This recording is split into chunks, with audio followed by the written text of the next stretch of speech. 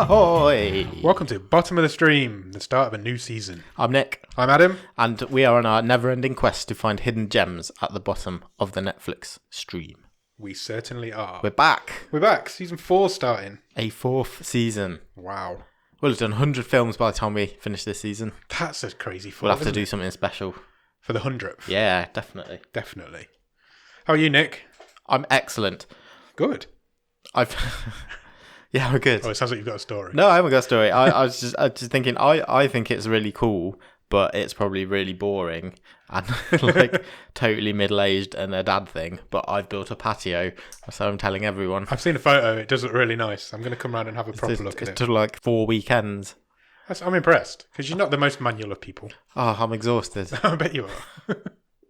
No, it does look really nice. You've done a good job. Thanks. It's all right. I've not seen it in person yet. It could be wobbly as anything. Yeah, true. I know. Anything else going on in your life? Well, that's definitely the main headline. I mean, I think that's probably the most exciting thing.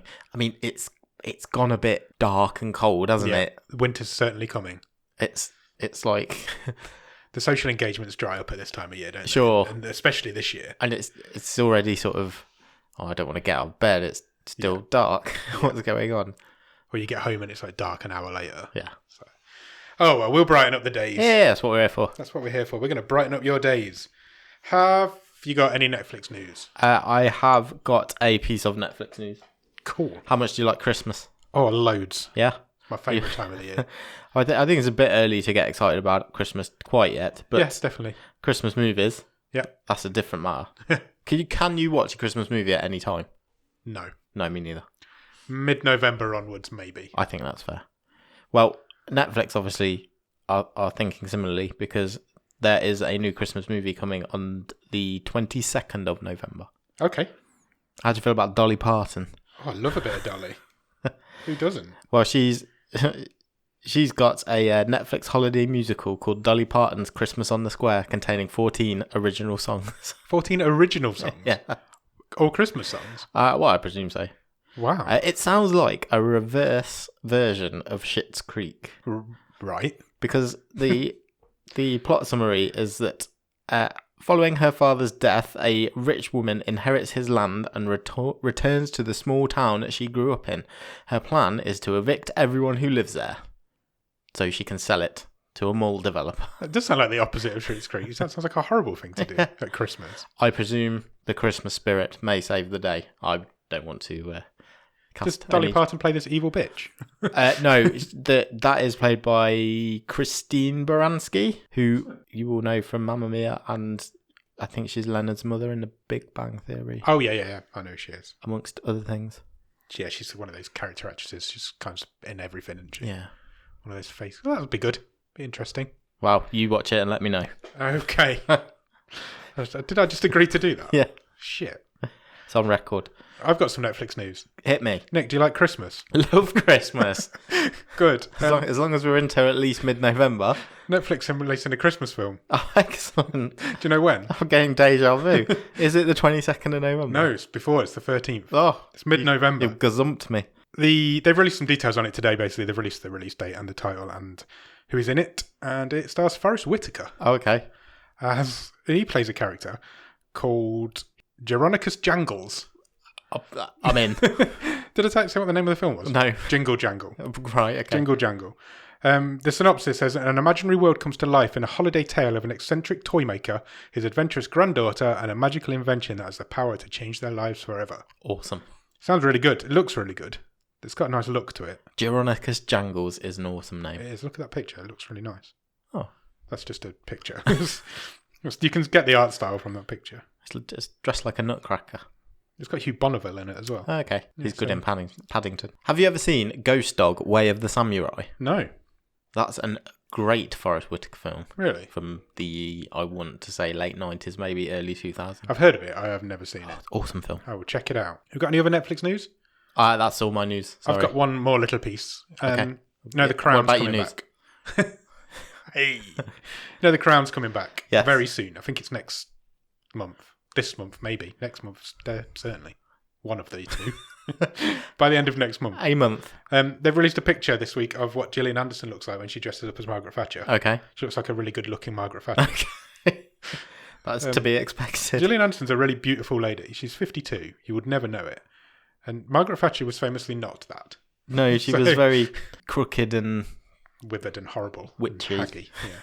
So I'm sure she's going to pull it off because she's an incredible actress. I'm sure she will. But yeah, it's an interesting piece of casting. But she's awesome. Is it stunt casting? Do you think so? Publicity No, I'm asking you. Is it?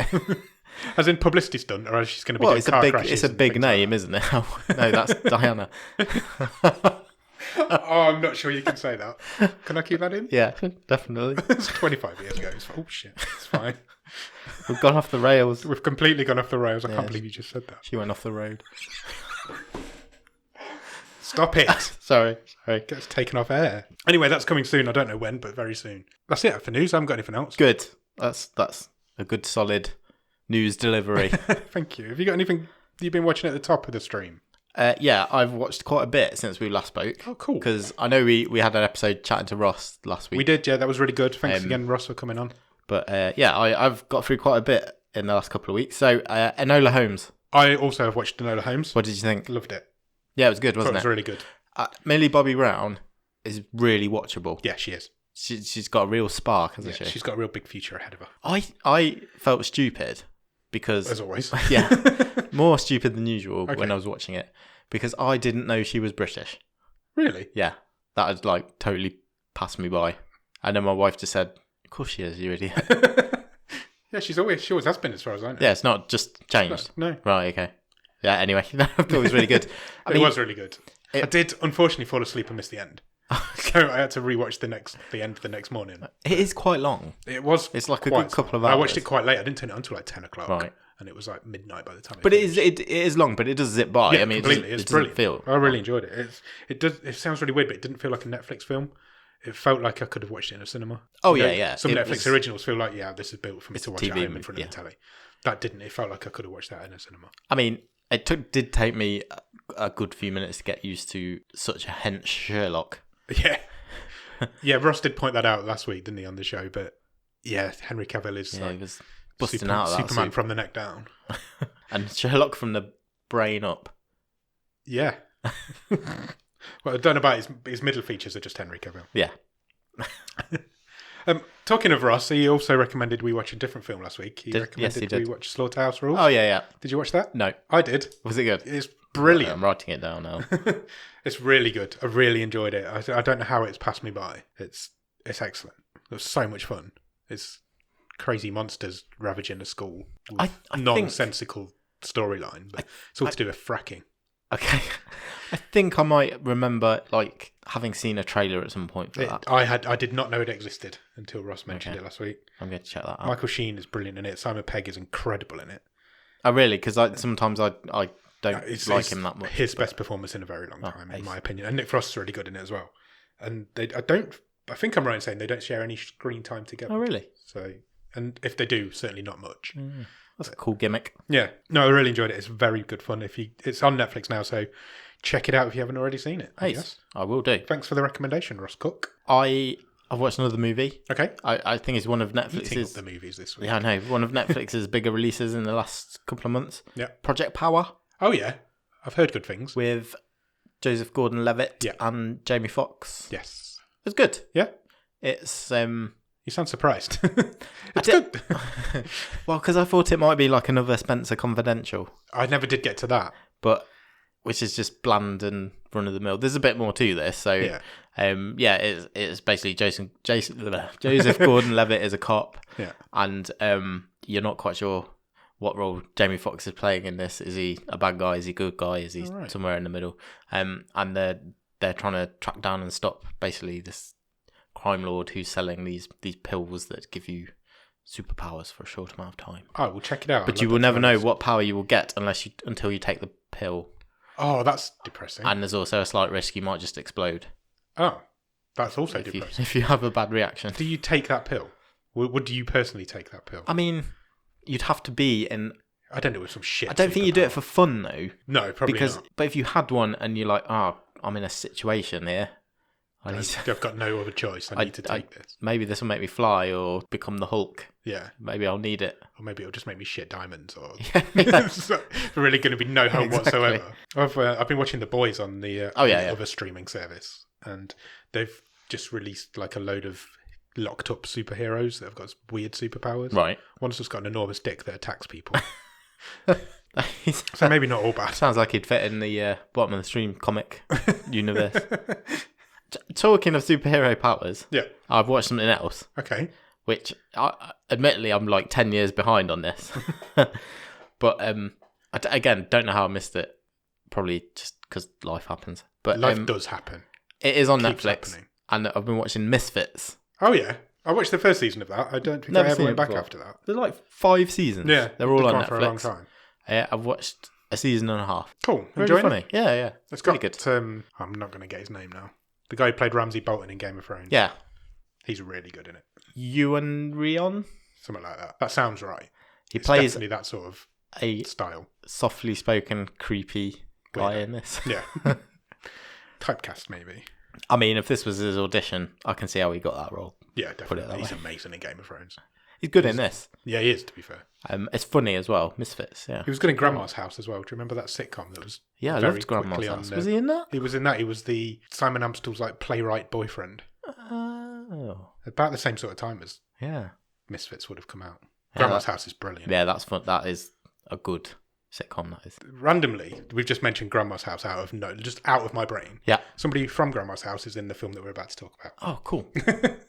Really weirdly. Small world. Oliver Cooper-Smith. He plays a very small part in this role, but he was the young lad that Simon Amstel woke up with one morning. Just like the underage, not underage, but really young boy that he shouldn't have slept with. Just random facts there for you. Well, there you go. Things come around, coincidences. They sure do. It's really weird. I've watched one more thing. I've watched one more thing as well. You go first. Okay, I'll finish up. So I think quite a few months ago, I said I'd check an episode of this out and then never did. Okay. And I'm probably not going to go back to it. Right. But I watched the first episode of Selling Sunset. Oh, yeah, the mock reality. Well, is it mock reality? No, fake reality. What do they call it? Stage reality? Like, yeah. About estate agents. Is it like heightened? Yeah. A bit like Made in Chelsea and... So it's got storylines and writers probably. And yeah, it's basically a load of rich estate agents with fake boobs selling huge houses. Why did you watch it?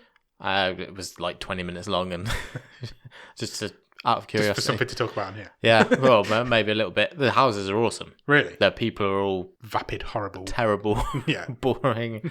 Yeah, don't. No? No. I won't. But it's like massively popular on Netflix currently. Yeah, it is. It was in the charts for ages. Yeah. I don't think you're the target audience. I don't think you are either. I'm definitely not. I mean, I can't afford 10 million minimum for a home, so... I can't afford 10 quid. Last thing I watched, I said we talked about it a few weeks ago because the new season came out. I started watching Criminal. Okay, yep. It's got a cast, and then every week they have a guest star that comes in, and they kind of get interviewed in an interrogation room for the whole episode. Yes. It's a cop show, but only set in one set. And it's fucking brilliant. I've only seen 2 of them. Okay. The very first one is David Tennant. Yep. Who might be the most underrated, creepy bad guy in the whole world. Is he? Because he did Jessica Jones and everyone was like, oh, said that then. And then he's done that Des recently on ITV. Did you watch that about Dennis Nielsen? Yeah, I've heard it. I've not watched it. I watched that all in one night the day I got back off holiday, and that's fucking brilliant as well. He plays it so well.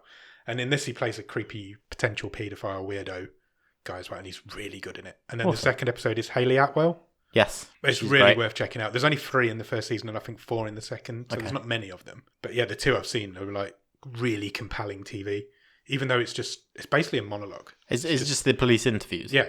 And you've got there's 2 cops in the room with the guest star and a solicitor, and then you've got the other side of the mirror where there's other cops watching and discussing what's going on. And that's it. There's literally just 2 sets. It's a different case every week. It's a different case every week, but the same cops. Okay. So it's got a cast, but they're getting a guest star every week, and got you. That person becomes the interrogator, and they're usually like really famous people. So, but yeah, I've really enjoyed. Which is probably a really easy sell when you're saying, "Come and do this." Come and do some proper acting. It's just you looking at a camera for an hour. Yeah, it's just monologue. Come and do some proper acting. I'm sure that appeals to the ego. Yeah, of these people. And these actors actually get to do some proper acting. Cool. Hayley Atwell is brilliant in her. She is very good. Really good. So yeah, that's what I've been watching this week on Netflix, and a little bit of the other side of the street. Awesome. The river, I guess. Excellent. Cool. Where do we go now? As we are here as in our season opener. Yeah. I know we played a game last week, but I have another game. Oh, good. So let's I haven't played a game for a while. Since I won, I don't think I've played a game. Since I got 5 out of 5. So let's You see. played a game. I have, And yeah. then Ross played a game. Yeah. And now I get to play another game. So let's see if you can continue your streak. Well, So- the last 2 have been 5 out of 5 with Ross I know. and me. So Maybe they're too easy. maybe you're getting a bit soft on us. Yeah. Well, let's see. Let's see.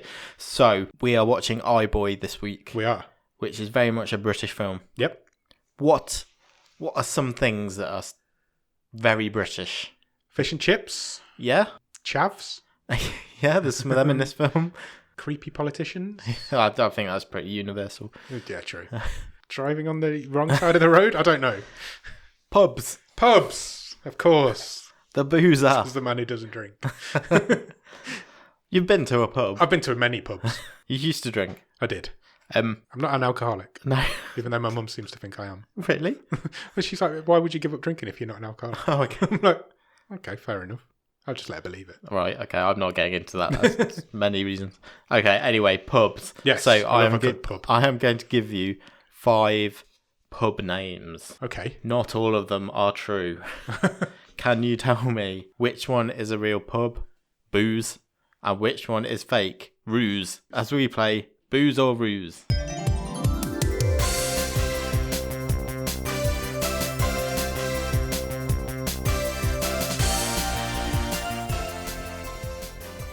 Excellent. Are you ready? I'm going to get you a little theme tune for your games. Okay. I'm going to get one and just play it. It's got to be really cheesy. Yeah. I need to get like a sparkly jacket or something. Maybe if we ever do like a video cast. Yeah, you'll do definitely that. need a sparkly jacket if we do a video show. Some like Stop giving our potential secrets away.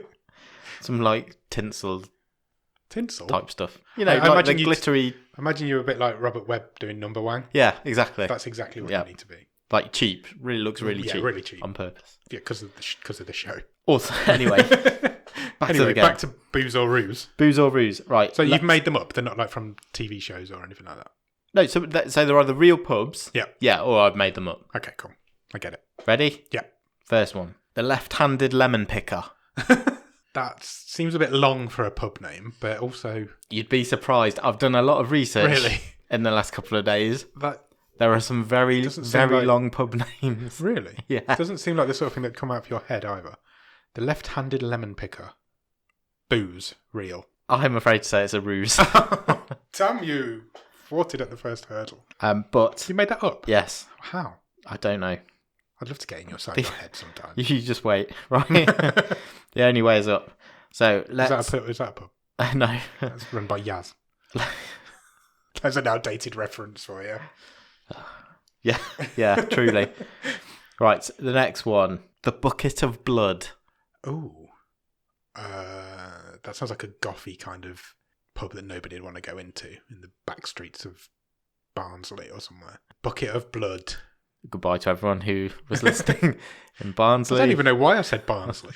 I don't even know anybody in Barnsley. Booze. Correct. Excellent. It's in Cornwall. Oh, Do you want to know why it's called the bucket of I'd blood? love to know why it's called the Bucket of Blood. A previous landlord, Yeah. so legend has it, went to drain some water from the well on site. Yeah. He pulled the bucket up out of the well. Yeah. And it was full of blood. Oh my God. Why? And it turns out, upon further investigation, that there was a mutilated corpse Ugh. sitting at the bottom of the well. Ugh. And they never found out who it was or why they ended up down there. Oh, that's creepy. That sounds like it should be on Grief Burrito. Get those boys talking about it. Oh, I don't want to drink in the bucket of blood now. No. That's Good story, though, isn't it? That is a good story. Cool. Right. 1-1. 1-1. Next one. Yep. The Legend of Oily Johnny. The Legend of Oily Johnny. Sounds like a really good film. Oily Johnny. I feel like that's like a name for a part of a car or something, or a ship.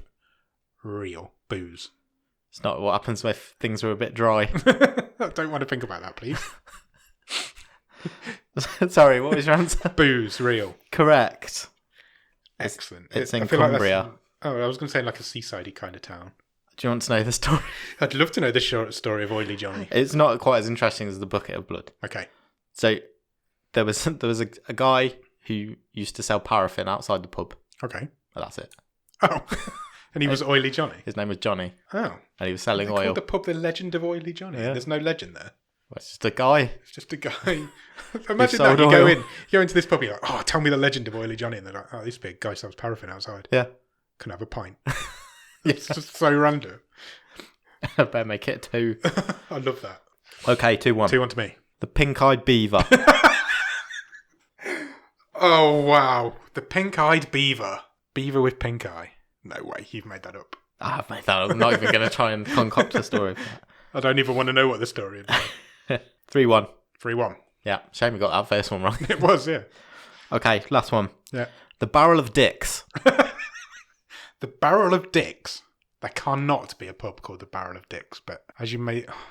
the Barrel of Dicks. Real. Booze. So, apparently, 3 guys... Right. called Richard. Right. I wondered where you were going with that story then. Climbed into a barrel. Yeah. And tried to survive the fall down the local waterfalls near the pub. Tried to survive? Yeah, and they died. All 3 of them? Yeah. What a barrel of dicks. That's and they were what all I called would say Richard. to you if it was true, but it's not. Oh. Damn it, I really wish that was now. You still won. 3-2. Yeah. That's not bad. It's not as good as Ross, but slightly better than Jordan. Yeah. Awesome. I'd drink in the Barrel of Dicks. I have many a time. Right. Shall we move on? Yes, enough of this frivolity. I'm going to play a promo for another podcast at this point, and then we will get on to talk about Iboy. So listen to this promo, please.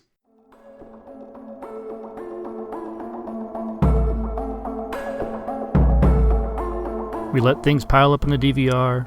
We add them to our queues. We wait for the DVDs and Blu-rays. We time shift. The Time Shifters podcast. Sci-fi, horror, fantasy, superheroes, comedy, action, film, television, maybe some not-so-current events. Find us on iTunes or at timeshifterspodcast.com.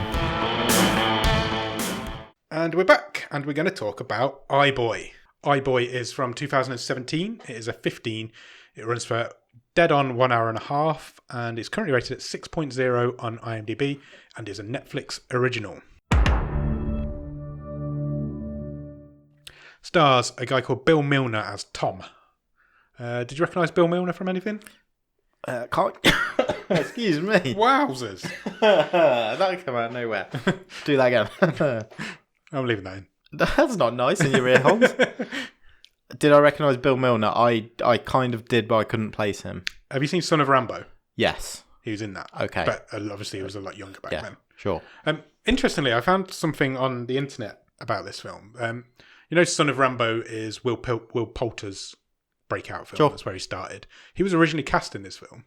Okay. And if you search the iBoy poster, there is actually a poster with Will Poulter on it. Oh, interesting. I don't know if it's real or if it's fake. I could not find out any information, but you can buy it from movieposters.com or whatever it's called. So it's either like a concept or they got so far into pre-production that there was a poster with him in it. within it. Oh, interesting. I don't think he fits this role, personally. Weird, Will Poulter. There's no two ways about it, but I thought we'll get into what I thought of the people in it. He's also in Is There Anybody There with Michael Caine? Not seen that. Have you not seen that? It's quite good. He's obviously a very young boy, and it's made in 2008. I think it was one of Michael Caine's last leading roles. Okay. Also stars a lady called Maisie Williams as Lucy. Now, you will have recognised Maisie Williams because she is in Game of Thrones. Sure. She was Arya Stark for many a year in Game of Thrones. And she's also in the New Mutants that is recently released from the cinema. So if anybody's playing New Mutants Bingo, that is our third cast member from that film that we have come across on bottom of the stream. Previously, Anna Taylor-Joy from Thoroughbreds and Henry Zagat from Deadly Detention. There you go. And now we've got 3 of them. Also stars Miranda Richardson as Tom's mum. Always a pleasure to see her. Absolutely. She's got 2 Oscar nominations, Miranda Has she? Richardson. Yep. I didn't know that. For Damage in 1992 for Best Supporting Actress, and for Tom and Viv in 1994 for Best Actress. I've seen Damage. I've not seen the other one. I don't think I've seen either of them. personally. That's okay. Directed by a guy called Adam Randall. He has a few credits on IMDb, but nothing I don't think that's as famous as this one is. He made a film in 2019 called I See You, which was just after this. I found a fact about the writer, though. Right. I didn't know this existed. The film was written by a guy called Joe Barton. I checked out his, as I always do, his IMDb credits, and he's credited for writing a film in 2010 that is called Nowhere Left to Run. Okay. Have you heard of Nowhere Left to Run? It's not ringing any bells immediately. Let me show you the poster. Okay. Nowhere Left to Run is a vampire movie starring the boys from McFly. Right. McFly, for our non-UK listeners, are a boy sort of pop boy/man band. They've been punk around for a very long time. Boy now. band. So Manufactured band. This film came out in 2010. It says, after Harry becomes a vampire, Tom, Danny and Dougie are on a mission to find a new drummer. What could go wrong? It's always the drummers. It is always the drummers. That film is only 38 minutes long. Right. It's rated at 6.7 on IMDb. Okay. I need to find Nowhere Left to Run. It's probably just like an extended music video. I think it probably is, to be fair. But it sounds awesome. And I'm all over it. So I'm going to see if I can find it. I thought it was really interesting that even existed. I did not know that existed. And that's it. That's the cast and crew of Iboy. Awesome. I guess. So do you have a one-word review? Game of Phones. How long did that take you to come up with? It was on the drive home today. That's really good. I know. That might be my favourite. It's technically not a one-word review. I'm saying fuck the rules. I'm letting you have it. Fuck, it's season 4 now. Go Maverick. The rules go out the window in the 4th season. Everybody knows that. Look at Dexter. It was best season ever. We've got a lot to live up to. Where does this film start, Nicholas? London. Yeah. There's a boy. There is a boy. He's playing. Do you know what? It made me laugh because he's in his room. Yep. Playing on his computer. Yeah. And I'd totally forgotten we're not doing trivia anymore. And I was like, I recognise which game he's playing. That's going to be my trivia question. Jesus, I'm glad you didn't. I'm glad we're not doing that anymore. What game was he playing? Plants vs. Zombies. Was he really? Yeah. I never would have got that. Not in a million years. And to emphasise to us, the viewer, that this is set in a rough part of town. Yeah. Over the sound of the computer that he's playing, you suddenly hear a load of screaming. Yeah. So he just puts his headphones on and carries on playing. I've written loads of commotion outside, so he just drowns it out of his headphones. It seems to be set on a council estate in the shadow of the Gherking. Gherking? The Gherking. I am the Gherking. My loyal subjects. Ross, can you please draw the Gherking? In the shadow of the Gherkin in like proper central London. So again, to translate that for any non-UK listeners. People know what the Gherkin is, don't they? It's Maybe famous. not. Okay. It's a famous building in London. It looks like a gherkin. It's in like the financial district. Really ugly. So there's been a lot of gentrification around this part of London. Yeah. You've got all the banking, all that sort of stuff. But we're watching a movie that's set on a council estate that has been completely passed by all this left behind, money. Even that even gets mentioned, doesn't it? Yeah. Later on in the film. I really hope Ross draws the Gherkin now. Please do it. Just a massive pickle wearing a crown. Oh, that massive building wearing a crown. Oh, he's the creative one, not us. Cut from there is we get to the next day and he meets his mate Danny. And was it Danny? Yeah, it is Danny. Are you asking me? Yes. Yes, it was. That's when I said, was it Danny? That was me asking. Then you just went, you answered yourself. And he gives him a new phone, gives Tom a new phone, which is obviously stolen. Because it's got somebody else's picture on the front page. What do you call him? Home screen. Home screen. So old. I'm so old. It's like he's giving him a newspaper. Here's a copy of The Guardian. Someone else's. Fuck you. Cut to school. You got your general British school layout. Everybody's distracted. Nobody's really paying attention. After class, he starts flirting with this girl that he knows. It's like a friend of his. Yeah, so he's like making googly eyes at her in the class, and she's not looking back. Yeah, this is Lucy. This is Maisie Williams' character. They arrange to meet up later on to do some science revision. Sure. Which isn't a euphemism. Euphemism. I could not think of that word then. When you start a sentence and you don't know how to end it. The panic in my eyes. So before he goes to her house, he sits at home. He lives with his nan. I was just trying to read my notes, and I was like, what have I written there? And it says they're going to meet later. Yeah. And I thought it said something about giving a meat letter.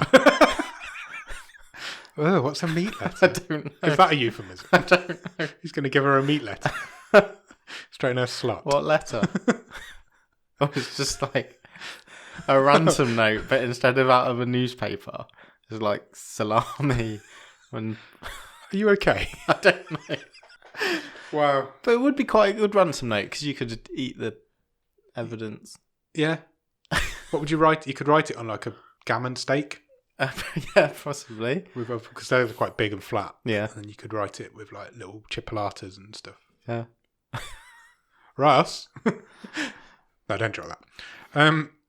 Anyway, he's sitting talking to his nan. And she wants to read some of her latest novel out to him, which is a romance novel. She's quotation marks. She's a romance like novelist. E.L. James, isn't she? Yeah. He does not want to hear that. You would not want to hear your nan reading out a sex novel. No, it's all like she takes his throbbing and then... I think it was engorged member. Oh, was it engorged? Engorged is a horrible word. Yeah, it's one of my least favourite words. It should never be uttered by anybody. So he scoots out. He leaves her there. And he heads over to Lucy's flat. And when he gets there, I can't read my notes. Are they in the same complex then? I think so, yeah. Yeah, like this is all set in that same I think so. block of flats. Yeah. But it's a big like estate of flats. So he goes over to hers, and when he gets there, it looks like some shit's gone down. Her brother's kind of knocked out in the lounge. Is it? I was totally confused there. I was just like, I was a body on the floor. It was her brother. Yeah, it was her brother. He was knocked out in the lounge, and Tom because the door's all broken in as well. So he goes in. He heads off to try and find Lucy, obviously, and some guys come after him. Yeah, and it ends up with him. He runs away, as you would, and 4 guys end up chasing him. They do, yeah. Through the all sort of balaclavaed up, aren't they? And yeah, all in black. Through the what do you call this? Landings of the flats, I guess. Yeah, walkways. Yeah. And anyway, they eventually realise they can't catch him. So one of them shoots him. Yeah, just pulls out a gun and it's a good shot actually because he's quite a way ahead of him. He is, and it's a really good camera shot as well because it pulls right back and you see it from a distance, so you just see him go down. Yeah, and then we hit straight into the title card, and then we hit into a credit sequence. Yeah, which was unusual. Yeah, it made it feel like a TV show. It cheapened it a little bit. I thought it doesn't need it. It's all like stock brain. Yeah, sort of. As if you're traveling through a brain. Don't ask me which one because I've got no idea. We have seen another movie because I feel like we've had this conversation before where there's an opening credit sequence and it's all like synapses firing, and we're going down. The film that's coming to my head is the Lazarus Effect. It might be, but I'm not sure. But it's also getting down like computer wires and nerves and all this sort of thing. Anyway, that goes on for fucking ages. Too long. I don't like a pre-film credit sequence. I think it cheapens a film. That's just my take. I'm sticking with it. Straight out of the credit sequence, though, Tom is waking up in hospital. He is. It turns out he's been there for 10 days. And this is where you have to leave your brain at the door a little bit, because the doctor explains to him that pieces of his phone have entered into his head. Sure. And have lodged into his brain. So his phone's been shot inside him, basically. Shot up into his head. Yeah. However, the doctors are not that worried about this. No. I don't think this Even guy... though on the x-ray, it literally looks like there's a phone in his brain. I'm not sure this guy... I'd want to see his licence. It reminded me a lot of Dr. Nick from The Simpsons. Because this is an actual quote. It's just like, we think you'll be all right, quote, just let us know if anything unusual happens. That down as well. The x-ray picture is really funny because it is... He says fragments of your phone, but it's a whole phone in his brain.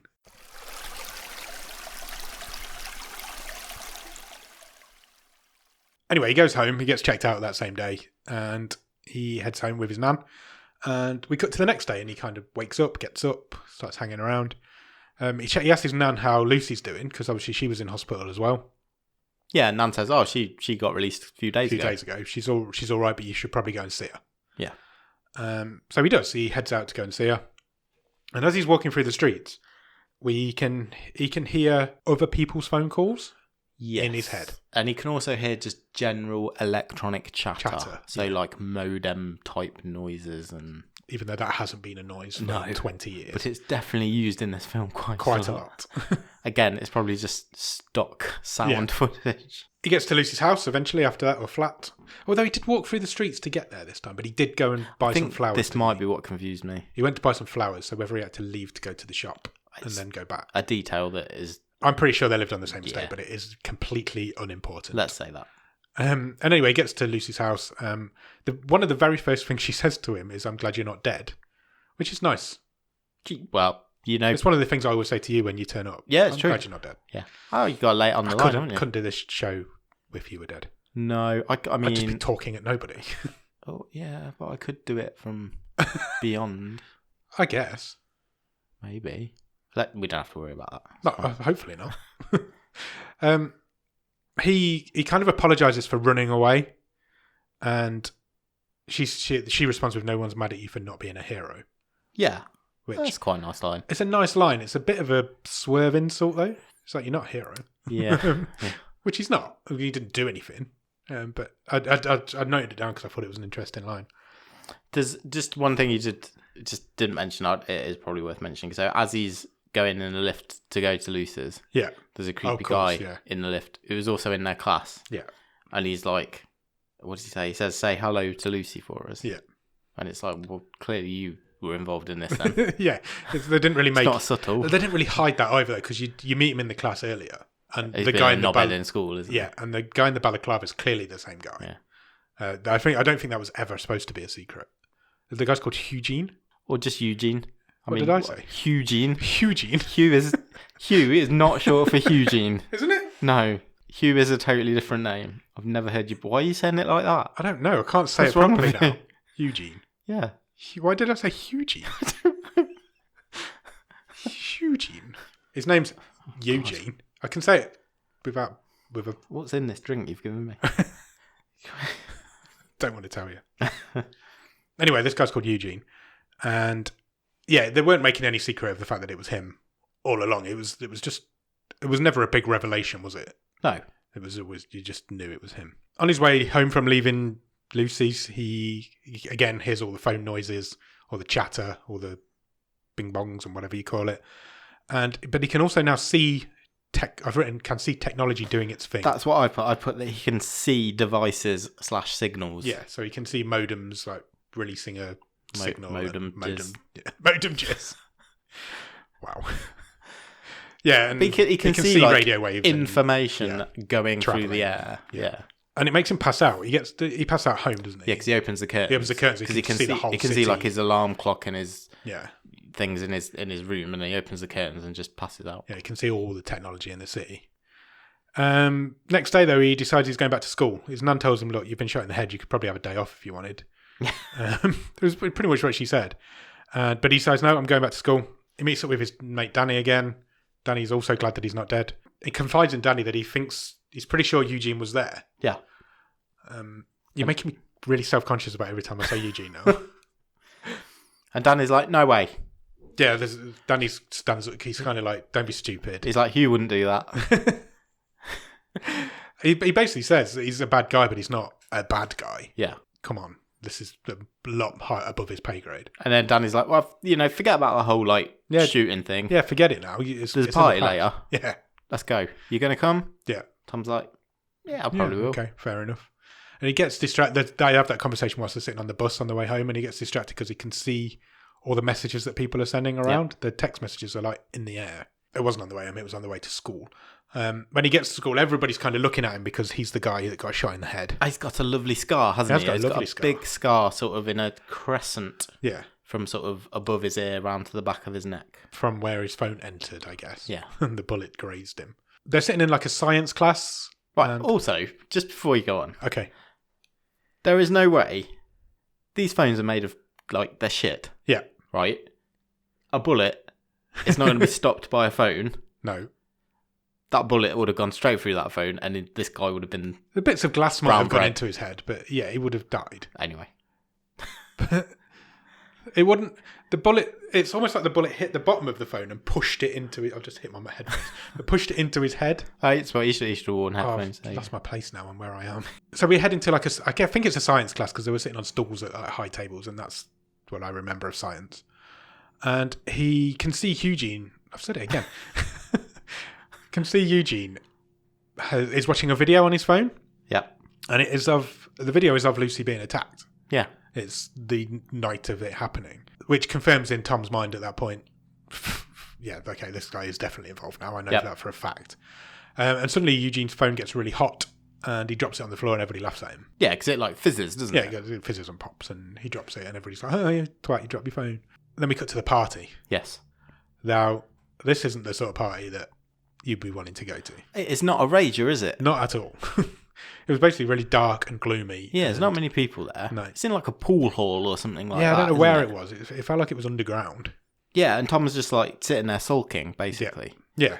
But then he becomes like a computer. Yes. Because he's got like Terminator type skills now. Yeah. And he manages to, by looking around the room, he IDs everyone who was involved in this attack. Yeah, because he can keep replaying this video in his head. It's kind of been downloaded into his brain now. So he sees one guy, he matches his tattoos up from his memory. Another guy, because he's got the same shoes on. Yeah. I'm not sure that'd stand up in court. No, definitely not. And another guy from his bracelet. Yeah. And all these guys are hanging around with Eugene. Yeah. They're all like sitting around at the same... So they're all school mates. Yeah. They've all grown up together. I think the key thing to come out of this is that everybody in this film has grown up together. They're all like...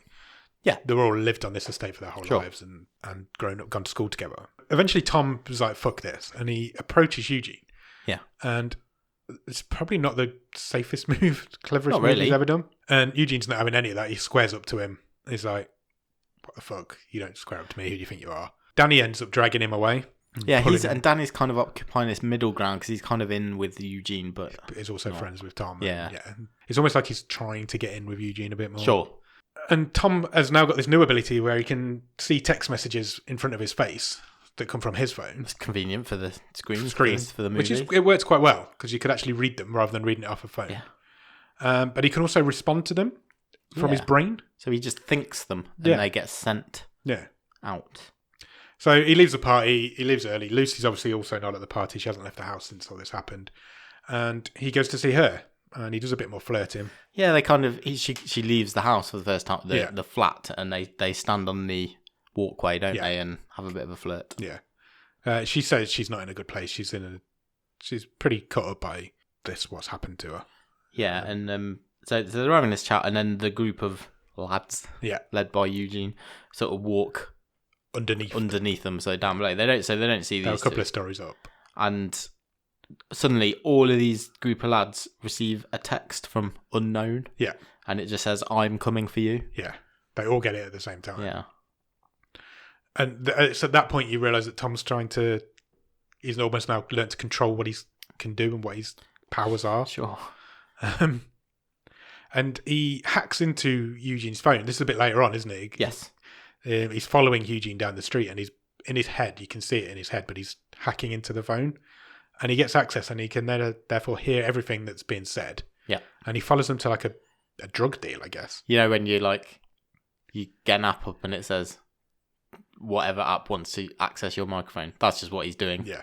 There's a drug deal going on. Eugene's basically dealing drugs for another guy.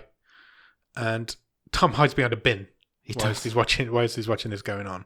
He's not really out of sight. But was Danny there or was it somebody else? I think it was. No, it was the guy's name Cass? Cass, yeah, it was. And Tom has this great idea that he's going to start watching these guys through their webcams. Yeah. So he's got like 4 webcams playing in his head of what these guys are doing. And he starts he can now control other technology as well. So he's like scaring them basically. Yeah, he's making noises in their flats light bulbs pop and lights are flicking on and off. Things switching on and off. One of the guys though is in quite an uncompromising position. He's enjoying a bit of alone time. Yes, he's got some a box of tissues by his side. It's a bit weird watching this, but Tom sticks with it. And he's going for the old left-handed lemon picker. Yes.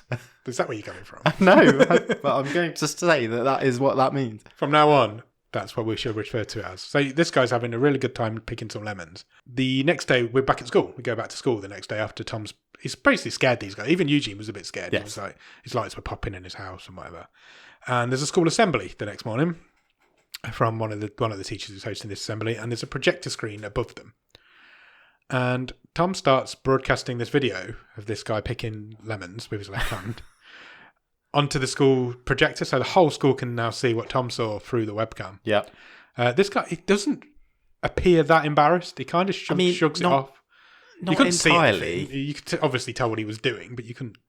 There was no image of. No. You couldn't see his lemon. But this guy eventually does run out.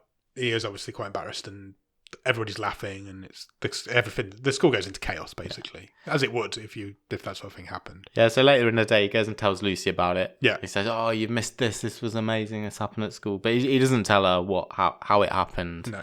Any of that sort of stuff. Whilst he's there, though, Lucy's distracted by texting somebody else. We later find out that it is Tom that she's texting, but she doesn't know that at this point. Yeah. And she explains in one of the messages that she believes that it was her brother's gang initiation. So or he failed his gang initiation, or the this attack was a punishment. Because her brother stood up to them and said he wouldn't join them. Right, okay. And hence why they were all attacked. Why? Yeah. The message comes, she says, "What do I call you?" And he says, "Call me Iboy." Yeah. Hence the name of the film. Cuts back briefly to his flat, and his nan, when he gets there, his nan's on the phone. She's appears to have some sort of money trouble. Somebody's he can hear it, obviously, and somebody's trying to debt collect from her. Yeah. And you see his bank account flick up on the screen, and he just puts some money into the bank and pays this bill, all in his own head at the time while she's still talking. And the guy on the other end of the phone's like, "Oh, that's been paid now, you can get off the phone." It's quite a handy little superpower to have. Yeah. I wouldn't mind it. Somewhere in it, there's not a bad idea. It's a modern day superpower that you could use for good and you could also use for evil. It's a pretty good superpower. And they kind of tried to tell that story as we go on. I'm just not quite sure how well they do. After that, he says to Lucy, "Do you want to go out for dinner? Do you want to meet for dinner?" Dinner apparently is chips on a bench. Yep. That's where he takes her. There's a whole romantic old Tom. And she says, "Look, after all of this, you're the only person I know that's actually come to see me. You're the only one checking me out, checking up on me, and making sure I'm all right." And he says, "Look, I just want you to feel safe." And there's definitely something evolving between these two. Yeah, sure. And he again apologizes for running, and he says, "Next time, whatever happened, I wouldn't run, even if it made me die." Yeah, which is a big thing to say. And then I mean, it's a bit like locking the gate after the horse has bolted, isn't it? Yeah. But it's tested almost instantly because as he's walking Lucy back home, Eugene and the gang. Did I say it again then? No, you're fine. I'm good.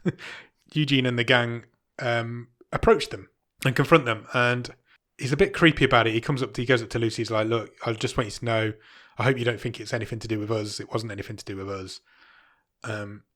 Because some prick's been playing tricks on us. Yeah. And it wasn't us. You need to call off whoever's doing this." And Eugene's like, "Hang on a minute. Tom, you're a nerd." Yeah, it does. "Are you doing this?" Yeah. And Tom kind of stands up back to him, doesn't he? He's like, "Yeah. Get out of my face, fuck off." Eugene starts attacking Tom, starts beating him up. And then suddenly they all get a text again, this whole gang. And it just says, "Wrong guy, dickhead." Yeah. Which I thought was really good. And they stop instantly. They're like, "Well, who the fuck are you then?" They're shouting out into the night sky. Who's watching us? Who's doing this then if it's not him? Cut to them a bit later on. The same gang. We could stick with the gang for a little while now. They are stealing a car. Yes. In what would become the best bit of this film, I think. They jimmy it. They get in quite quickly. They all get in their respective seats, I guess, of order of importance in the gang. Oh, is that how it works? I think so. I think Eugene got in the driver's seat. Yeah, right. He got a hierarchy. And then his mate got in the passenger seat, and then the three goons get in the back. Okay. That's how I understood it. Because I would have thought if you were large and in charge, you'd want to ride in comfort in the back. I think when you get older, that works like that. But when you're a teen, you're like, "I'm going to nick this car and put coal in front of my mates." Unfortunately, they can't get it started, and they all of a sudden the locks engage and the doors lock, and they're locked in this car. Eugene is trying to hotwire it. Hotwire?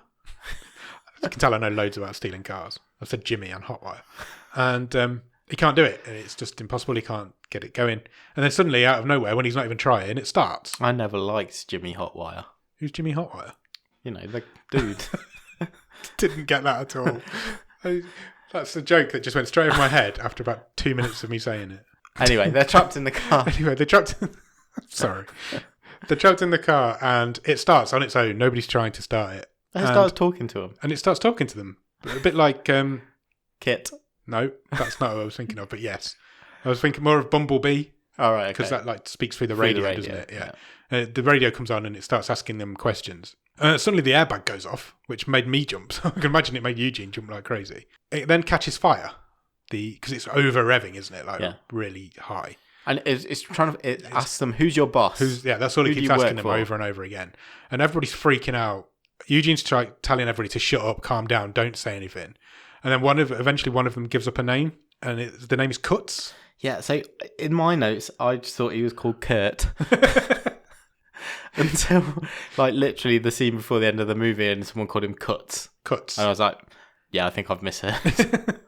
Yeah, he's called Cuts. And they give up that name, and then they get out of the car. The locks disengage. Yep. And just as they get out, the car explodes.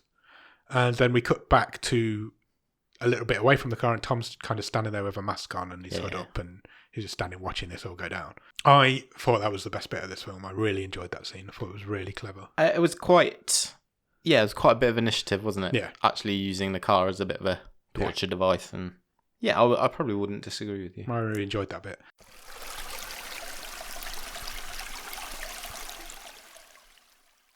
We then cut to Cuts.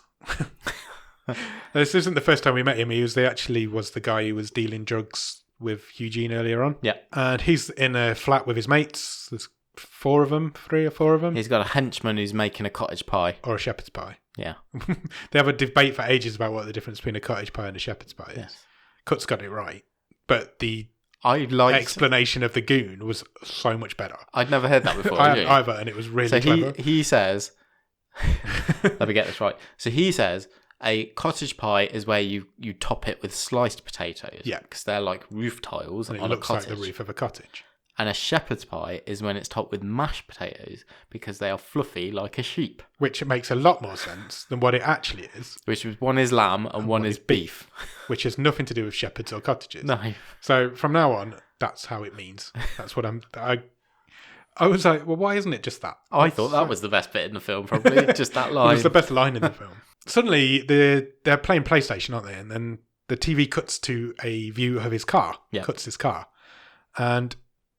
Wang cam. What? Wang cam. Wondered what you said then. That was earlier on. Wank cam. And somebody's pissing on his car. Yep. Or in his car. In the driver's footwell of his car. And all his mates start laughing at him and saying, oh, look, some twat's pissing in your car. But Cuts is like, fuck this, and we're going downstairs. So they all... Yeah, let's go beat this. Let's go and see what the fuck's going on. So they all leave. And as they leave, Tom goes in to the flat. Slides inside. And he makes all their shit blow up. Yeah. So he's like, the toaster blows up, the kettle blows up, all their electronics, he starts blowing up. And then he starts kicking shit around the room as well. He's basically destroying the place. But one of the speakers doesn't explode. No. So he's like, oh, what's going on there? So he takes the cover off, and it's fake. It's full of drugs. It's got all the druggies inside. And so he thinks, I'll have these. Yeah, I'm having these. So he takes them. I am having this stash. Yeah. So he takes all the drugs. And when the guys get back, they realise that they've been hoodwinked and that somebody's stolen all their drugs. So they're not happy. Crucial small scene here, but very crucial to the plot of the film. Lucy says to him, I still want to do my exams because it's coming up to exam season. Will you come with me? Can we go together? Yeah. To the exams, will you escort me? This will be my first time back at school. School, yeah. So I can sit my exam. I'm scared of going back to school. I need you there to get me through it. And he agrees. He's like, yeah, of course I will. Don't be stupid. Cut back to him, but later that same night, he's bagging up the drugs. Yeah, I didn't understand what was happening at all. Why? So, what's he doing, mate? He's doing all some sort of like uploading. And he sends like a program out into the ether. Yeah. And it's the file name is something like estate.cleanup.cmx.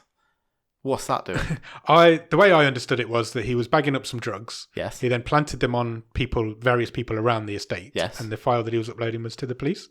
Oh, right. To show. So it was literally just these people. Joe Bloggs has got a load of drugs under his pillow. Yeah, and where they were, because the cops broke into all the houses and instantly found out where all the drugs were.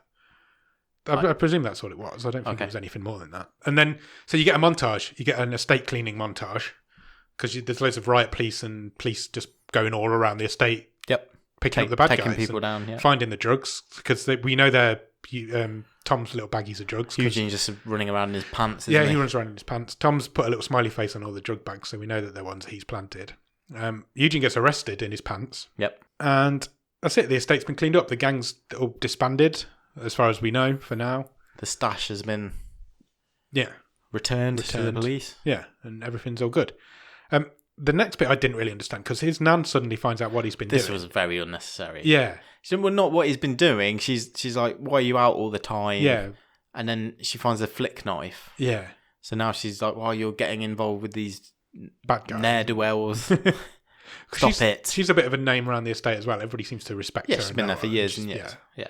But, yeah, it's a bit strange. Then we've cut back to Cuts, and he's being told off. Yeah. So he's obviously got a boss as well. And he's being told off for what's going on. He's like, this is unacceptable on your patch. I can't believe you've let this happen. Sort it out. And Tom's listening in, because he's a phone hacker, and he can. And he gets the identity of whoever Cuts is talking to. So we now know who the big boss is. Yeah. So we've gone from Eugene to Cuts to Elman. Yeah.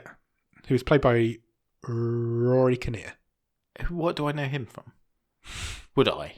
Yes. I mean, I feel like I know the name more than his face, because he was in this for like the last, half an hour, 20 minutes? And I didn't feel like I recognised him. He's in quite a few of the latest Bond films. But, he's in Skyfall and Quantum of Solace. He's in The Imitation Game with... Do you know what? I own that and I've never watched it. It's really good. With Benedict Cumberbatch. I think it's still in its plastic. I think he's one of these like actors that's just in and around things. I mean, it's just... he's in Penny Dreadful. Did you watch that? I thought you did watch that. No, I don't think so. He's fairly nondescript looking, isn't he? So yeah, maybe he's been in loads of stuff. You will know him from stuff. Anyway, yes, he is the big boss. And Cuts has a new plan. Yes. So he gathers all the kids together that haven't been arrested, that are still out and about. Yeah. And he says to them, go out, raid every flat you can, and bring me every single bit of technology that you can lay your hands on. Yeah. So they're obviously trying to cut Iboy off at the legs, aren't they? Yeah. Which is not bad thinking. No, it's not. I mean, you got to start somewhere. Yeah, they don't know that he's a superhero with brain phones. Yeah. As far as they know, they even steal a PlayStation 4. He could be communicating through his PlayStation, as far as they know. But he keeps one of the lads back, and it's Cass. And Cass is the guy who was in Eugene's gang who gave up Cuts' name in the car when it was on fire. And I wasn't quite clear on how Cuts had come by this information, but he basically says, did you give my name up in a burning car? I think somebody ratted him out. Yeah. And Cass is like, no, I didn't do it, Gov. He's proper cockney. Yeah. I've seen him he's in a comedy show a few months ago about football. Right. The First Team, I think it's called. It's about young footballers trying to break into a Premier League team. It's quite funny, actually. But he was in that. So we get another montage, don't we? Yeah. And it's all it's a text message and social media post montage of people now being mad at Iboy because they're turning on him because the gangs have come and stolen all their technology. Yeah. Including his nan's mucky books. Yeah, even his nan and Tom have been robbed. Yeah. All their stuff's been stolen. So, and yeah, everybody's blaming Iboy for it. So it's not gone down too well. Tom overhears Cuts and Elman arranging a meet-up because as far as they're concerned, it's been a couple of days now, I think, and one of them says, we've not heard from Iboy for a few days. They've got to get the product back out there. They're like, it's over. We'll just go back to what we were doing. I think this is the first point. So Tom's looking in a mirror and his reflection starts like glitching. Yeah. So it's like, does Iboy need resetting to his factory settings? I don't know. Maybe. Tom goes to his nan and says, look, I'm going out. I'll be back later on. She's like, don't go out. Just stay here. Stay with me. Don't go out. She kind of knows something's going down. Yeah. She's worried about him because we stick with her after this, and she goes out for a wander around the block, and she bumps into Danny. Well, she seeks out Danny, really, doesn't she? And she's like, she has a chat with him, and he's quite respectful of her. He's very respectful, yeah. Yeah, he knows who she is. He's not like a dickhead to her. And she says, "Look, Tom's been different lately. Do you agree?" And Danny's like, "Yeah, I'll keep my eye out for him. He's definitely been something's not right with him." Lucy sends a text to Iboy's phone saying she wants him to stop. This is all done. Forget about it now. Tom's like, "No way, I'm not having that." And he starts following Cuts. Yeah, so he's gonna meet. Well, he's going to be there when this shipment comes in. So Kutz is driving. Tom's on his phone. It's always on his phone. His bike. On his bike, and he can see. He's basically tracking. I just touched your foot then. I apologise. Fine. He's basically tracking Kutz's phone. He's got like a little GPS, hasn't he now? Was it my foot? I don't know. Was it? It was a long way down. If it wasn't, it was my foot. What did you touch it with? My foot. Well, that's all right then. Or was it? Yes, definitely was. What has this episode I don't know. We find out later at that point that Kutz has ditched his phone for some reason. It's never really explained why he did that. He's clever. But how did he know he was being followed? He didn't. So he just did it anyway? Yeah. Okay. So Tom needs a new way to find out where Kutz is. Helpfully. That's obvious, isn't it? Yeah. What you need It's to really do. helpful. Yeah. So overhead, there's a police helicopter. Well, I think it was telling you that there are multiple flying helicopters. As opposed to non-flying helicopters. So, like, I mean, some of it might have been drone stuff. So there's like a news chopper, yeah, a weather chopper, a police chopper, and he's like, I'll just zoom in until I find this car. And he did. Yeah. He manages to find it, and he ends up, as all British films do, at a shipping yard. Sure. Don't they, though? All these sort of... Yeah, but it is set in the Docklands around London. Because all British films are. Well, yeah.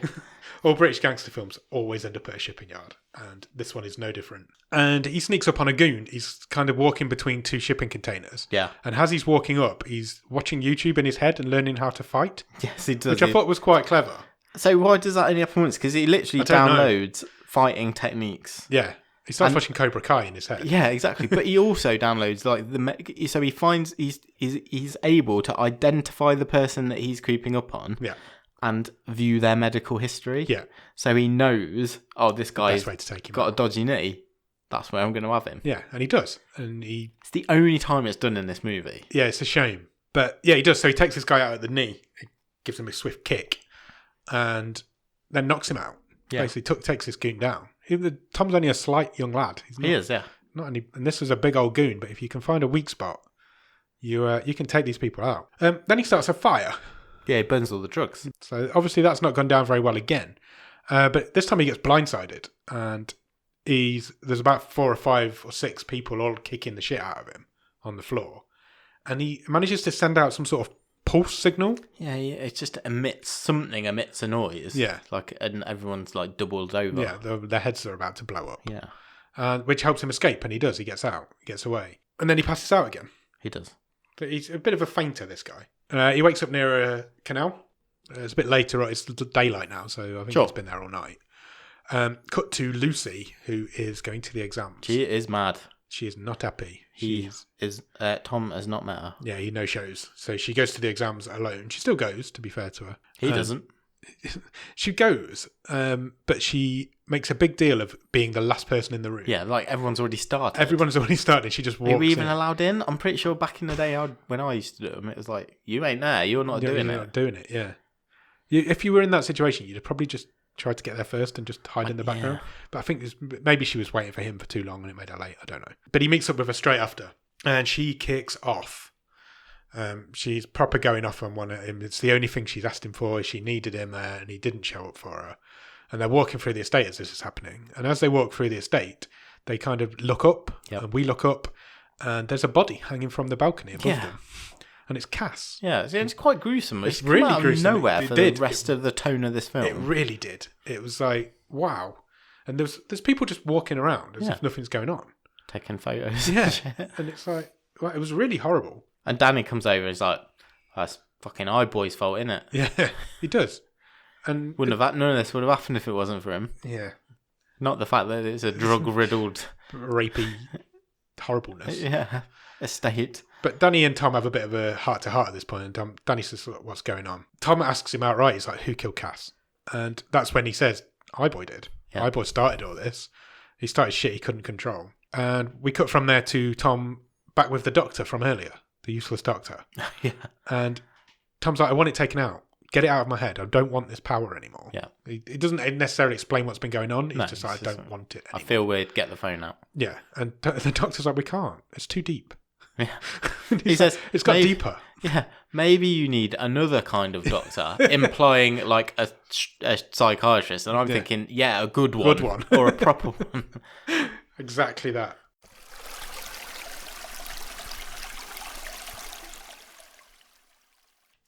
Next night time, he wakes up in his flat and he can hear noises. As he gets up to see what's going on, a gun gets put to his head. I feel like I've been talking about this film for ages, but it didn't feel that long as we were. No, I think we've gone on quite a few tangents. Maybe we have. We're really, really long into the... He gets a gun to his head and Elman's there with cuts. And his nan's also there. But she gets knocked out quite quickly by cuts. Yeah, but they know her. Yeah, they know. Like Elman says, I ain't seen you for a while, Jane, or whatever her name is. Yeah, he's like... Because he grew up on the estate as well. Yeah. And that's what we find out at this point. He's like... He came from this poor estate. Tom tells him that he wanted to hurt him, but he doesn't want to hurt him anymore. Yeah.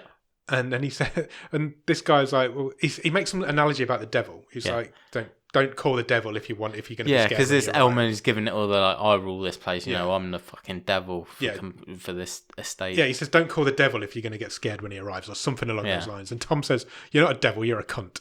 It just really made me laugh. But somehow Elman knows about Tom's powers. He just believes him. Yeah, he does. He says, I've heard these rumours. And he says, do you know what? I'm absolutely adamant it's real. I believe you. Yeah. Because I guess, well, what other explanation is there for all exactly, this stuff? It makes sense, I guess. So Elman says, come and work for me. And he's like, no, not having that. But unfortunately, Elman has Lucy. He's got her locked up or chained up in a warehouse somewhere downtown. Yeah. And Eugene's there with his goons, with his gang. Yeah, obviously, so Eugene minus cast now. Eugene and the gang are, they're kind of bodyguarding, looking after Lucy. Or not looking after her, but they've got Lucy. And there's a camera phone focused on her face, and suddenly that dials 999. Yeah.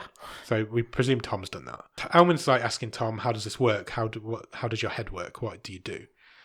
And it turns out that Danny's the one that's fucked him over, because Danny's the one that's shipped him in for money. And Elman gives him some money in his mouth, puts it in Danny's mouth, doesn't he? So he says, look in your friend's eyes as you betray him, which I thought was a good line as well. And Elman says, put some money in my bank account to prove that you can do it. Here's my bank account. It's got 0 on the screen. This guy's a super rich guy with no money. And he does it. It starts counting up from 10 to 20 to 250 and he says to him, is this as fast as you can do it? And he's like, I could put the whole Bank of England in there, but I think people would notice. And he's like, well, fair enough. And cut to Eugene and his gang, and they're trying to decide who shoots Lucy. Yeah, and she's winding them up. Yeah. She's basically like, you're all pussies. You're, you know. They even put an X on one of the bullets, and we're like, whoever gets the X bullet has to shoot her. She's like, we all grew up together. What the fuck are you doing? We're all mates. Suddenly, though, the cops show up because this phone dialed 999. Oh, this really annoyed me. Me too. So they're in this warehouse. Yeah. And they hear the sirens approaching. So fair enough. They move. Yeah. They take Lucy with them, and they literally just go to the next room. Yeah. You can see the cops through the window. Yeah. And the cops just come in, look around the main bit. The main room. And then just leave. There's no one here. Oh, there's a window over there. Nah. No point. Not going to be like in there, are they? Men, yeah. So they don't investigate the building at all, and then they just leave. Elman knows straight away that something's gone on, though, because he can see it in Tom's eyes. But suddenly, though, Lucy has the gun. Yeah, she's managed to nab it off one of them while they're going on. And because Elman knows something's going on, he's like, right, we're all going to the warehouse. Let's just get on the road, get on the car. We'll all go there and we'll end this film there. On the way, my favourite line in the film. So we're in the back of the car, just bullshit, and Elman's trying to be scary. Yeah. And he's like, oh, by the way, Tom, I knew your mum. She could light up the room with her hand jobs. He's just trying to wind him up, isn't he? But that's not a nice thing to say about someone's mum. No, it's not. Really out of nowhere, that one was. It really was. Lucy manages to get away. She gets the three goons, including Eugene, to kneel down while she's got the gun pointed at them, and she just leaves. She walks out the door. Well, no, but she has to go at them because I don't know if I missed something here, because she's got them at gunpoint and she's saying, "Why did you rape me?" Yeah, and they all raped her in the attack. Yeah, I'm like, did we see this? Like, I don't think. I don't want to see it, but I think it was implied. I don't think it was very well. Do you not? Well, I didn't. It came as quite a surprise to me. That's all I'm saying. I think it was implied that she'd been raped. Maybe not gang raped by 4 guys, but But again, I'm just thinking, whoa, this has took a turn in tone. It did, yeah, the tone is all over the place at this point. But anyway, she doesn't shoot them, and she gets away. She walks out of the room, but just as she walks out, Alman and the other guys come in with Tom. Yep. And they quickly turn the tables, get the gun back off her. And then Tom says to Alman, if I gave you the option to walk away, would you take it? Yeah. Which is Tom turning the shoes back on the other foot. I don't know if that's the saying, but I've said it now. And Alman just says, why the fuck would I do that? What are you talking about? And then suddenly, everyone's phone explodes and they all get electrocuted. Do they die? I don't think so. But they're all knocked out. They're all, yeah. Lucy knocks out Eugene because I don't think he had a phone or whatever, but she manages to knock him out. Yeah, Alman kind of chucks his before it explodes. Yeah, he had it in his hand. So everybody else had it runs away, so he chucks his, and Tom goes out. He runs out, and Tom goes out after him. Yep. Because he did get hurt, I think. Yeah, I think so. Because he was a bit. But they end up having a fight outside. Lucy tries to scare. Lucy comes out, and she's got the gun still, so she tries to scare Alman. She shoots it into the air, and then she shoots him in the arm. Yeah. Because he comes after her. But then he punches her and knocks her out. And then he goes back for Tom. He goes back for a bit more of Tom, doesn't he? Yes. And then suddenly Tom lets out this scream out of nowhere. He stands up, he glitches. Yeah. And he emits a pulse. Yeah. Of energy. Just screams on top of his lungs. And this energy pulse knocks out Alman, takes him down. I don't know if that killed him or not, but it certainly took him down. Tom wakes up in hospital. This is the next thing we see. His nan's there with him. Then it cuts to back on the estate pretty straight after that, doesn't it? And then Danny approaches him. Yeah. And he apologises. He's a bit late. Yeah, far too late. And then Tom does not accept his apology. And he says, I went after everybody in that video, but I never thought about the one who was filming. Yeah. And Danny sort of looks at him and walks away. As he's walking away, Danny says, maybe you'll get him one day. Tom and Lucy agree to help each other get over it. They have a bit of a kiss. And the film ends. Yeah. You don't seem like you enjoyed this. I mean, I didn't hate it. Did I like it? Not really. Really? That surprised me. I actually really had a good time watching this. No, I didn't. I thought it was really flat. It's not brilliant, but I thought it was fine. I thought it was an interesting story. I don't watch a lot of British cinema, I guess, so it was a nice, refreshing change to see that. I don't know. I thought it was interesting. I enjoyed it. I think I had a real issue with the tonal lurches. It did lurch all over the place. I think I didn't like that it was quite po-faced, even though it's got this absolutely ridiculous concept. Yeah, I'll give you that. It took itself very seriously.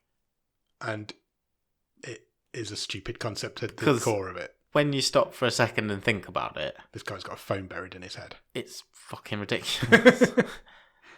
I think there was something better there if you had a bit more fun with it. Don't you think it's like a superhero origin story with a difference for the modern day?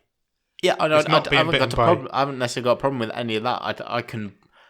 I can forgive the stupid pitch. Spider-Man got bitten by a radioactive spider. Exactly. It's stupid, but you believe it because it's been around for so long.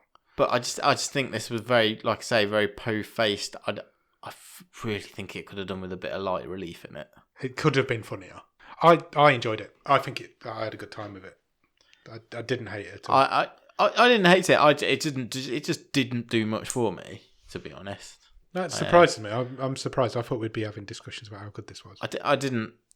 No one really stood out. Maisie Williams probably should have been in it a bit more, to be honest. Yeah, she isn't in it much at all, but it would have been 2017 would have been right around the end of Game of Thrones. Yeah. Or filming of the end of Game of Thrones.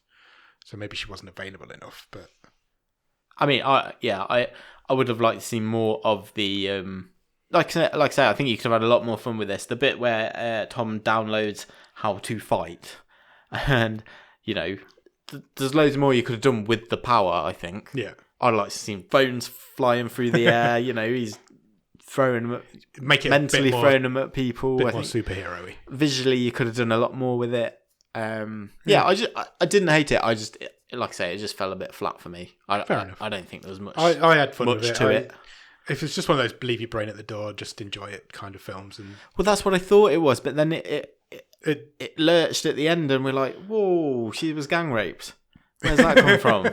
And I didn't just laugh at the idea of gang rape. It was just the way you said it. But then, and suddenly when Elman turned up, because like Cuts, the first boss, is like quite a comedy, not comedy, but is quite inept, isn't he? Yeah. And Elman's just a cookie cutter British gangster. Yeah, and then he turns up like he's been in Lock, Stock or something.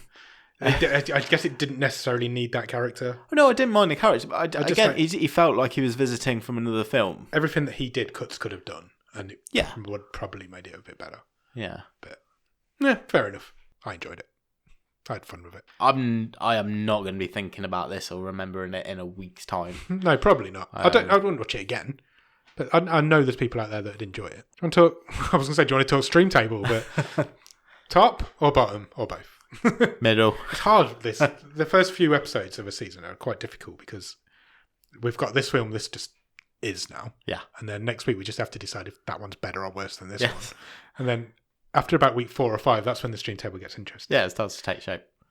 So because of that, and because we're not doing the trivia anymore, yes, we've decided to come up with a new feature, which we have struggled but have failed to come up with a name for so far. So we would like you to come up with a name for it if you can. Yeah, we didn't. Unless we can within the next 7 days. Yeah. Basically, what we're going to do is, are we going to decide on one, or are we going to have one each? One thing you could change to make this film better. Yeah. Is the new feature. So you could recast a part, you could change the director, you could change the genre, you could change the locations. Sure. One change that you would do. Make it animated. Yeah, if you wanted to make this film a better film. So if you want to name that feature for us, please do, because we are going to do it now. So, Nick, I put it to you. How would you make this film better? So I'm going... Right, so... There's no limits. There's no budget. There's no constraints. So, every actor is available to you. If I want, I could replace... so I don't have to be realistic. I can replace... No, you don't have to be... I would suggest that everybody has to be still alive. I can replace Miranda Richardson with Meryl Streep. If you wanted to. Yeah. And Iboy can be Tom Cruise. Yeah, if you wanted to. Or you could change the director or the genre or whatever. I think for the first go... Yeah. For the first week, I'm going to be reasonably realistic. Okay. And I'm throwing out Rory Kinnear. You're throwing him out? Yeah. Okay. He's gone. Who are you recasting Rory Kinnear? I would like Elman to be played by Vinnie Jones. Okay, that works. And let's just, if we're doing Lock, Stock, let's go. Let's do it properly. Let's go full on Lock, Stock. Yeah. I like it. Can I just do one? Can I do a bit more? I think I've kind of spoiled it. I would like to have more of the powers. So Iboy should be flinging phones around like ninja stars. You know? Yeah. So you want stuff like that. So you want a more action-based film with Vinnie Jones in? Yes. You can only have one though. You can only change the genre or one actor. There's got to be rules to this feature. Right. Okay. Well, I'm learning as we go. It's just chaos. If we just say we'll just change the whole film. What if Iboy was like, I'm just spitballing now. So like what if it was like The Fly, right? You know how in The Fly, like Jeff Goldblum's character slowly becomes The Fly? Yeah. What if Iboy, as he's slowly becoming more addicted to his new powers, there's a message there about like the addictiveness of these devices that we hold in our pockets and our hands all the time. Yeah. So he's already got part of this phone in his head. So he starts to get more attachments and he's like becoming more mechanical. Okay. And then you turn it into a real like horror thing. So you change it to a horror film. Where he's almost like, he's being mutated into a part machine, parts man. I like it. So what you're doing is changing the genre. Or am I just bringing Vinnie Jones in? I'm changing the genre. Changing the genre. Yeah. You're making a horror film. Yeah. I think that works. A horror superhero film. Yeah. And by the end, he's this disfigured part man, part machine, limping off into the sunset. I like it. Whilst trying to get a modem connection. But he also uses mobile phones as ninja throwing stars. You've just got that. That has to happen. Yeah. Okay, cool. I'm going to change the location. Okay. I want to set it in Korea. Okay. I want this to be a Korean action film. Right. So proper, like, a lot more martial arts sequences, a lot more fight scenes. Right. Exactly the same film, but set in Korea, in the Korean cinema style. So if like Revenger. So if he does decide, I'm going to learn how to fight. He probably learns how to fight. He's like Neo'd it. Yeah, basically, yeah.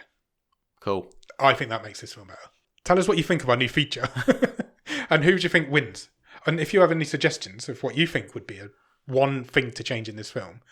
Some weeks it might just be change the lead actor. It's not going to be a massive conversation every week. We just thought it was something fun and interesting, so let us know what you think. Awesome. We are really long in this episode, so shall we pick next week's film? Let's do it. What are you looking for next week, Nick? Comedy. Comedy? We haven't had a comedy for ages, have we? When was the last comedy we had? Can't do remembering. Yes, probably. Yeah? Would you class that as a comedy? Yeah, it is a comedy. Yes. Okay, so I'm going to press this button. Are you ready? I am. It has picked a film called Malevolent. Okay. Any ideas?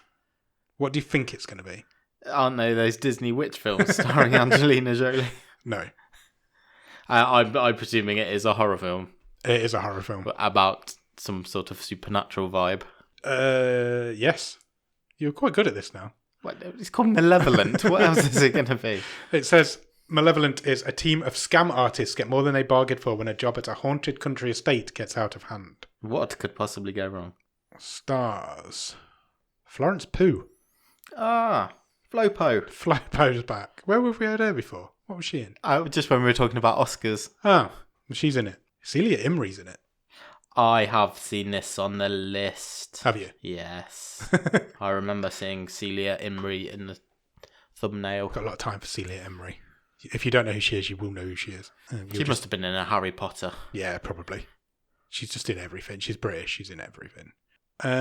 Yeah, so Malevolent. Okay, maybe you finally got your scary film. Maybe, hopefully. So yeah, go and check out Malevolent. And in the meantime, follow us on Twitter at BOTS_podcast or on Instagram at BOTS_podcast. Hopefully by now, by the time this episode comes out, the new website will be launched, which will be at www.bottomofthestream.com, where you will be able to find merch. We have some Bottom of the Stream merch on there. So check that out as well. And also join us on Patreon at patreon.com/bottomofthestream, where for a couple of quid every month, you can get some extra bonus episodes, some early access to episodes, a wild card if you come in at a certain level, and all sorts of nice shit from us. Yep, if you can't do that, then please leave us a review on Apple Podcasts or on Podchaser or anywhere else that you can review podcasts. I don't know, your shopping list. Just leave it written anywhere. Yeah, just anywhere. Just in the snow. Shout it out into the ether. It's not time for snow yet. Not yet. Carve it into your pumpkin. Oh, do that. I'd love a Bottom of the Stream pumpkin. Somebody make a Bottom of the Stream pumpkin. That'd be awesome. Ross. Yeah, so do that. Follow us on all the socials. Check out Malevolent. And we'll come back next week to talk to you about it. Cheers. Bye.